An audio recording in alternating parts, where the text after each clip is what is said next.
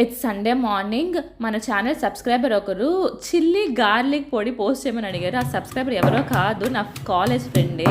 మా మమ్మీ కాలేజ్కి ఇచ్చేదనమాట ఇది, ఇడ్లీతో పాటు తెల్లగడ్డ మిరపడి. ఇదేం లేదండి, చాలా ఈజీయే.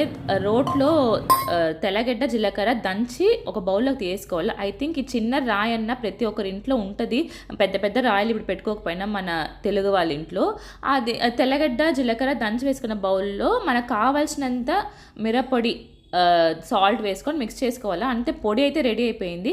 ఇది మనం ఇడ్లీ దోశ తినేటప్పుడు ఇది వేసుకొని ఆయిల్ మిక్స్ చేసుకొని నెయ్యి వేసుకొని తినచ్చు. మా అమ్మ అయితే నెయ్యి వేసేది, చాలా సూపర్గా ఉంటుంది.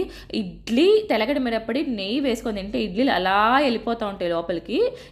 సెవెంది దిస్ ఇస్ ఫర్ యూ. మా అత్త వాళ్ళ ఇంట్లో దీనికి ఎక్స్టెండెడ్ వర్షన్ చేస్తారు. ఇదే పొడిలో ఆయిల్ బాగా కాగపెట్టుకొని దాంట్లో కరింపాకు వేసుకొని మిక్స్ చేసుకుంటారు. ఇది కూడా చాలా బాగుంటుంది.